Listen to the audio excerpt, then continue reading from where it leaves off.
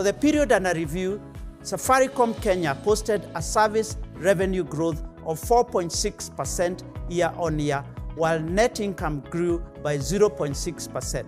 Our revenue numbers have been adversely impacted by inflationary pressure on consumer spending, a slowdown in business operations in the period leading to, during and after elections. Moving now to Ethiopia performance. As at end of September, just 1 month post the city pilots, we had onboarded 180,000 customers and generated Kenya shilling 9.1 million in service revenues. We also sold 26.9 thousand handsets, which generated Kenya shilling 89.2 million in revenues, to record total revenue of Kenya shilling 98.3 million in H1. Our group capital expenditure in the period stood at Kenya shilling 37.5 billion, of which Ethiopia operation expenditure accounts for 52% at Kenya shilling 19.5 billion.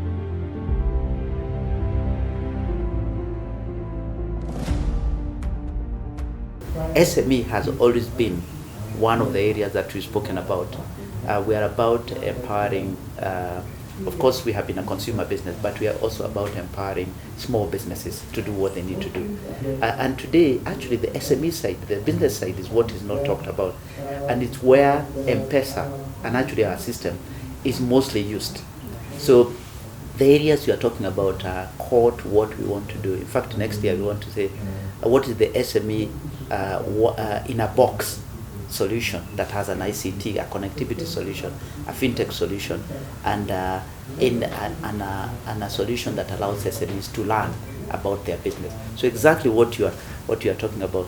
You know, for example, today we talk about Safaricom app and M-Pesa app for the consumer, but actually the SME app is more used than the consumer app. So Dilip can give you the numbers. The penetration of SME app is much higher, and the business app is much higher. Do you want to give a bit of color? And actually in your slides you did. Yeah, it's there actually in the presentation. Yeah. We have downloads 500,000. Engagement rate is 81%. So actually those who download the app, they use it. I think maybe there is, we need to create the awareness for bigger base for them to start and using the M-Pesa SME. Actually, are very satisfied with the progress that we made in this area, from onboarding, digital onboarding, to solutions that you are able to do through that app is fantastic. We are still at the surface on this, what we can do in this area, but I can confirm you this is one of the, I could say almost one of the top 3 priorities when you're looking at our providing solutions and solving problems for the customer.